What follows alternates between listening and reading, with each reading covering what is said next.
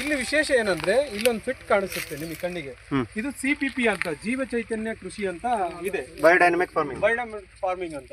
ಅದರೊಳಗಡೆ CPP BD 500 BD 500 ಒಂದು ಸಿಂಪಡಣೆಗಳು ಇರ್ತವೆ. ಇದು CPP ಫಿಟ್ ರೈತರೇ ಮಾಡ್ಕೊಂಡಿದ್ದಾರೆ. ಇದು ಏನು ಮಾಡ್ತಾರೆ, ಈ ಫಿಟ್ ಈ ಥರ ತೋಡ್ಬಿಟ್ಟು ಕೆಳಗಡೆ ಸ್ವಾಮಿ ಸ್ವಲ್ಪ ಗೊಬ್ಬರ ಕೊಡಿ.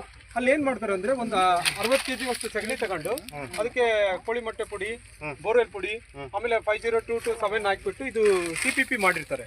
ಇದನ್ನ ನೀವು 1 kg CPP ನ 13 ಲೀಟರ್ ನೀರಿಗೆ ಕಲಕ್ಬಿಟ್ಟು 20 ನಿಮಿಷ ನೀವು ಇದಕ್ಕೆ ಸ್ಪ್ರೇ ಮಾಡಿದ್ರೆ ಸೀಡ್ ಕ್ವಾಲಿಟಿ ಇಂಪ್ರೂವ್ ಆಗುತ್ತೆ, ಬೀಜದ ಗುಣ ಇಂಪ್ರೂವ್ ಆಗುತ್ತೆ. ಬೀಜ ಮಾಮೂಲಿ ಬೀಜ ಮಾಡೋದಕ್ಕೂ ಈ CPP ಸಿಂಪಡಣೆ ಮಾಡಿ ಬೀಜ ಮಾಡೋದಕ್ಕೂ ವ್ಯತ್ಯಾಸ ಇರುತ್ತೆ. ಹಾಗಾಗಿ ಇದು ಸೀಡ್ ಪ್ರೊಡಕ್ಷನ್ನಲ್ಲಿ ಜೀವಚೈತನ್ಯ ಕೃಷಿ ಕ್ಯಾಲೆಂಡರ್ನ ಈಗ CPP ಬಳಸೋದು, BD 500, BD ಬಯೋಡೈನಮಿಕ್ 500, ಬಯೋಡೈನಮಿಕ್ 501, ಆಮೇಲೆ ಕ್ಯಾಲೆಂಡರ್ಗಳನ್ನು ಬಳಸ್ತೀವಿ. ಜೀವಚೈತನ್ಯ ಕ್ಯಾಲೆಂಡರ್ ಬಳಸಿ ಇದನ್ನು ಬೀಜನ ಇಟ್ಟಿರ್ತೀವಿ. ಕ್ಯಾಲೆಂಡರ್ ಅಂದರೆ ಈಗ ಪ್ರತಿ ತಿಂಗಳಲ್ಲಿ ಶನಿಗೆ ಎದುರಾಗಿ ಚಂದ್ರ ಬರ್ತಾನೆ. ಶನಿಯಿಂದ ಏನು ಸಿಗುತ್ತೆ, ಸಿಲಿಕಾ ಅಂಶ ಸಿಗುತ್ತೆ. ಚಂದ್ರನಿಂದ ಕ್ಯಾಲ್ಶಿಯಂ ಸಿಗುತ್ತೆ. ಸಿಲಿಕಾ ಕ್ಯಾಲ್ಶಿಯಂ ಫೋರ್ಸು ಭೂಮಿಗಿದ್ದಾಗ ನಾವು ಆ ಬೀಜ ಗಡ್ಡೆ ಆ ಥರದ್ದು ಇಟ್ಟಾಗ ಅದ್ರ ಶಕ್ತಿ ತಾಕತ್ತು ಆ ಬೀಜಕ್ಕೆ ಬರುತ್ತೆ. ಸಹಜವಾಗಿ ನಾವೇನೇ ಇನ್ಪುಟ್ಸ್ಗಳು ಕೊಟ್ಟರು ಕೂಡ, ಜೀವಾಮೃತ ಕೊಟ್ವಿ, ಕಾಂಪೋಸ್ಟ್ ಕೊಟ್ವಿ, ಎರೆಹುಳು ಕೊಟ್ರಿ, ಏನೇ ಪೋಷಕಾಂಶಗಳು ಕೊಟ್ಟರು ಕೂಡ ಒಂದು ಸೋಲಾರ್ ಒಂದು ಎನರ್ಜಿ ಬೇಕಾಗುತ್ತೆ. ಹಂಗಾಗಿ ಪ್ರಕೃತಿಗೆ ಹಂಗಾಗಿ ಆ ಶನಿಗೆ ಎದುರಾಗಿ ಚಂದ್ರ ನಮ್ಮದು ಇಕ್ರಾ ಸಂಸ್ಥೆ ಸಹಜ ಸಾಗುವಳಿಯಲ್ಲಿ ಕ್ಯಾಲೆಂಡರ್ ಇದೆ.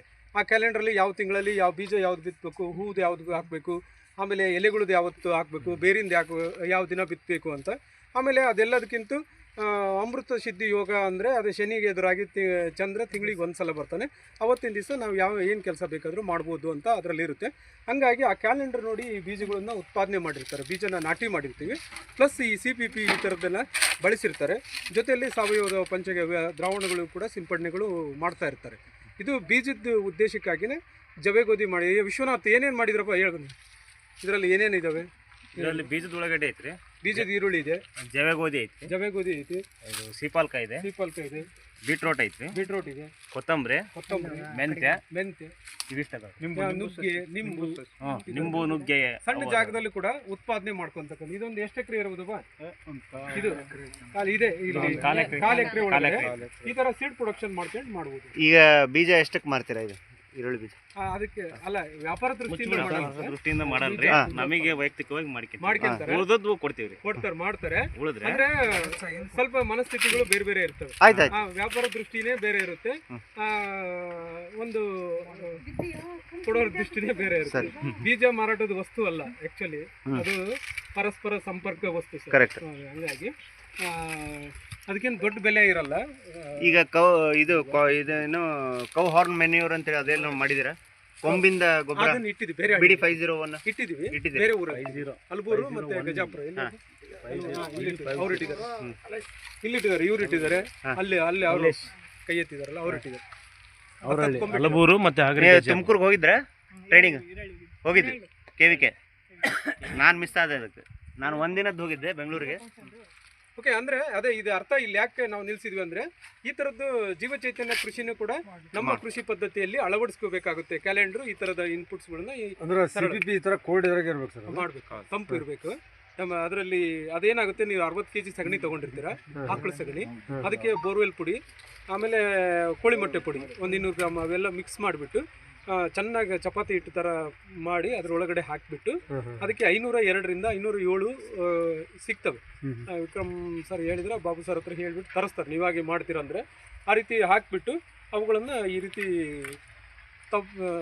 ತೇವಾಂಶ ಕಾಪಾಡಬೇಕಾಗುತ್ತೆ. ಯಾವ ಪ್ರಮಾಣದಲ್ಲಿ ಗೊಬ್ಬರನ ಯೂಸ್ ಮಾಡ್ತೀರಾ ಇಲ್ಲಿ? 1 kgಗೆ ಅದೇ 1 ಲೀಟ್ರಿಗೆ 13 ಲೀಟರ್ ನೀರಿಗೆ 1 kg ಮಿಕ್ಸ್ ಮಾಡಿಬಿಟ್ಟು clockwise anticlockwise ತಿರುಗಿಬಿಟ್ಟು 20 ನಿಮಿಷ ಅದನ್ನ ಆಕ್ಟಿವೇಟ್ ಮಾಡಿಬಿಟ್ಟು ಸುಮ್ಮನೆ ಹಂಗೆ ಜಸ್ಟ್ ಭೂಮಿಗೆರ ಬೆಳ್ಳಿ, ಸಸ್ಯಕ್ಕೆರ ಬೆಳ್ಳಿ ಒಂದು 2-3 ಸಲ ನೀವು ಸಿಂಪಡಣೆ ಮಾಡಬೇಕಾಗುತ್ತೆ. ಒಂದು 4 ಎಲೆ ಹಂತದಲ್ಲಿ, ಹೂ ಬರೋದಕ್ಕಿಂತ ಮುಂಚೆ ಕಾಯಿ ಬಲಿಯೋ ಹಂತದಲ್ಲಿ 3 ಸಲ ನೀವು ಸಿಂಪಡಣೆ ಮಾಡಿಬಿಟ್ರೆ ಅದು ಸೀಡ್ಸ್ ಕ್ವಾಲಿಟಿ ತುಂಬ ಇಂಪ್ರೂವ್ ಆಗುತ್ತೆ.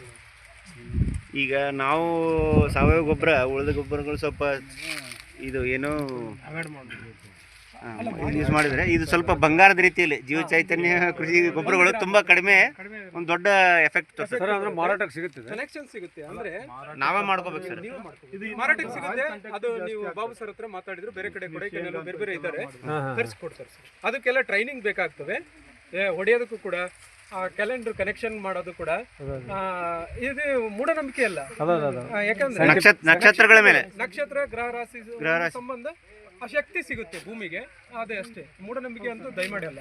ನಮ್ಮ ಭಾರತದ ಕೃಷಿ ಏನೈತೆ ಸರ್, ಇದು ಅಗದಿ ಪಾರಂಪರಿಕವಾಗಿ ಮತ್ತು ಎಲ್ಲ ಇದ್ರ ಪ್ರಕಾರನ ನಮ್ಮ ಭಾರತದ ಕೃಷಿ ಹುಟ್ಟಾಕಿದ್ದು ಸರ್ ಇದು.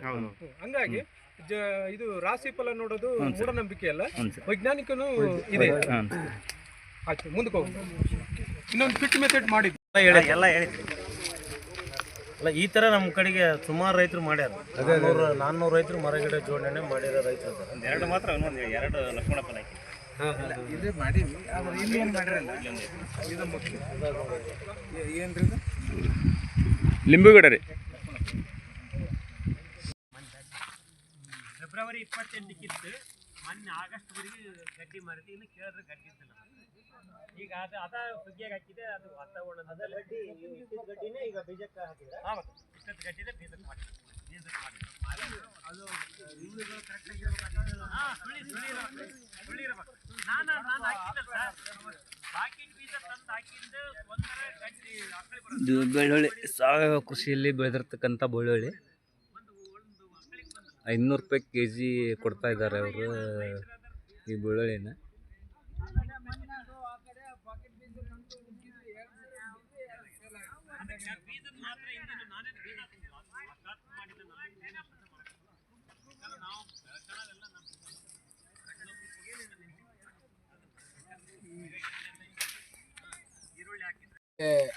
ಇಕ್ರಾ ಸಂಸ್ಥೆಯಿಂದ ಮತ್ತು ಆಮೇಲೆ ರೈತರು ಬಹಳಷ್ಟು ಜನ ಇಂಗು ಗುಂಡಿಗಳನ್ನ, ನಮ್ಮದು ಬರಗಾಲ ಪ್ರದೇಶ, ಗದಗನೂ ಮಳೆ ಒಮ್ಮೊಮ್ಮೆ ಹೋತಂದ್ರೆ ಇಲ್ಲಿ ಕೋಟುಂಬ್ಸಿಗಿ ತಿಮ್ಮಾಪುರ ಕಡೆ ಎಲ್ಲ ಭಾಳ ಉಸುಗಿರ್ತಾರೆ ಇಲ್ಲಿ ಹೊಲಕ್ಕೆ ನೀರು ಇಂಗು ಸಲುವಾಗಿ. ಲೋಡ್ಗಟ್ಲೆ ಟ್ರ್ಯಾಕ್ಟರ್ ಲೋಡ್ಗಟ್ಲೆ 15-20-70 ಟ್ರ್ಯಾಕ್ಟರ್ ತನಕನೂ ಟ್ರ್ಯಾಕ್ಟರ್ ಉಸುಗನ್ನು ಹಾಕ್ತಾರೆ ನೀರು ಹಿಡಿದಿಟ್ಕೊಳ್ಳೋ ಸಲುವಾಗಿ. ಅದಕ್ಕೆ ನಮ್ಗೆ ಅದು ಒಂದು ಇಂಗು ಗುಂಡಿ ಅಲ್ಲಿ ಮಾಡ್ಯಾರ.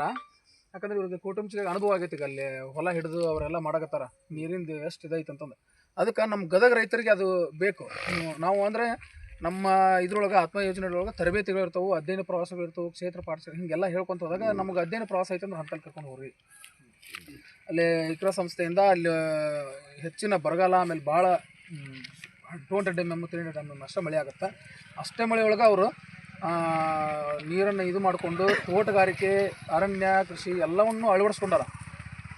ನಾವು ಇಷ್ಟೆಲ್ಲ ನಮ್ಮದು 600-700 mm ಮಳೆ ಆದ್ರೂ ನಮಗೆ ಅದನ್ನು ಕಾಪಾಡ್ಕೊಳ್ತಿಲ್ಲ. ಅಂದ್ರೇನು, ಹಿತ್ತಲ ಗಿಡ ಮದ್ದೆಲ್ಲ ಹಿಂಗಂತೇವಲ್ಲ, ನಮಗೆ ಏನೈತಲ್ಲ ಅದ್ರ ಬಗ್ಗೆ ನಮಗೆ ಅರಿವು ಇರೋಂಗಿಲ್ಲ. ಇಲ್ಲಂದಾಗ ನಾವು ಅದ್ರ ಕಡೆ ಜಾಸ್ತಿ ಒಲವು ತೋರ್ಸ್ಕೊಂತ ಹೋದಾಗ ಅದು ಏನಾಗುತ್ತೆ, ನಮ್ಗೆ ಜಾಸ್ತಿ ಅನುಭವ ಆದಂಗೆ ಈಸಿ ಆಗುತ್ತೆ. ಅದಕ್ಕೆ ಸ್ವಲ್ಪ ಆದರೂ ನಾವು ಅಟ್ಲೀಸ್ಟ್ ನಾವು ಏನು ಈ ಸಭೆ ಒಳಗೆ ಅದೀವಲ್ಲ, ನಾವು ಅಳವಡಿಸ್ಕೊಂಡು ಬೇರೆದವ್ರು ತೋರಿಸಿದ್ರೆ ಆಮೇಲೆ ಗೊತ್ತಾಗುತ್ತೆ ನಮ್ಗೆ ಅದು ನೀರಿನ ಇದನ್ನು ಎಲ್ಲ. ನಮ್ಮ ಸಲಹಾ ಸಮಿತಿ ಸಭೆ ಸದಸ್ಯರಿದ್ದರೆ ತಮ್ಮೆಲ್ಲರ ಪರವಾಗಿ ಮೊದಲೇಕ ವಿಕ್ರಮ್ ಸಿಂಗ್ ಅವರಿಗೆ ನಾನು ಧನ್ಯವಾದಗಳನ್ನು ಅರ್ಪಿಸ್ತೀನಿ. ಅದೇ ರೀತಿ ಇಲ್ಲಿ ಬಂದ ಮೇಲೆ ಬೆಳಗ್ಗೆಯಿಂದ ಅವರು ಎಷ್ಟು ಆಸಕ್ತಿ, ನಾವು ಏನಾರ ಸ್ವಲ್ಪ ಬೇಜಾರು ಒಂದಿಟ್ಟು ಹತ್ತ ಕೇಳಕ್ಕೆ ಏನಾರ ಇನ್ನೂ ಎಷ್ಟು ಅದಾವ್ರಿ ಅಂತಂದು ಒಮ್ಮೆ ಕೇಳಿದ್ವಿ. ಬಟ್ ಅವರು ನಮಗೆ ತೋರಿಸ್ಬೇಕಂತ ಆಸಕ್ತಿ, ಎಲ್ಲ ಥರ ಅವನು ನೀರು ಇಂಗು ಗುಂಡಿ ತೋರಿಸ್ಬೇಕು, ಸಾವಯವನ್ನ ಮಾಡಿಕೊಂಡು ಅಳವಡಿಸ್ಕೊಂಡು ಅವ್ರ ಸಂಸ್ಥೆಯಿಂದ ರೈತರು ಯಾವ ಥರ ಇಂಪ್ರೂವ್ ಆಗ್ಯಾರ, ಯಾವ ಥರ ಅವ್ರ ಆದಾಯನ ತಗೊತಾರ. ಆಮೇಲೆ ಇಲ್ಲಿ ಬಂದಂಥವ್ರು ಅಟ್ಲೀಸ್ಟ್ ಸ್ವಲ್ಪ ಮಟ್ಟಿಗೆ 25% ಅಳವಡಿಸ್ಕೊಳ್ಳಿ ಅನ್ನೋ ಒಂದು ಮಹದಾಶೆ ಭಾಳ ಐತಿ.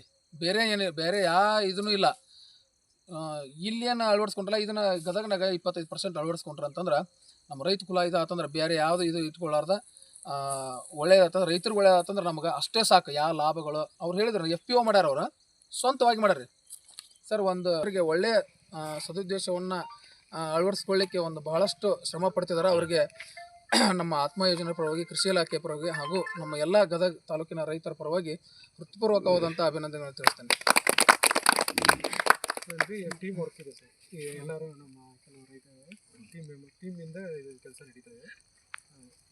ಅವಷ್ಟು ನಿಮ್ಮ ಕೊಟ್ಟೂರು ತಾಲೂಕಿನ ಒಂದು 20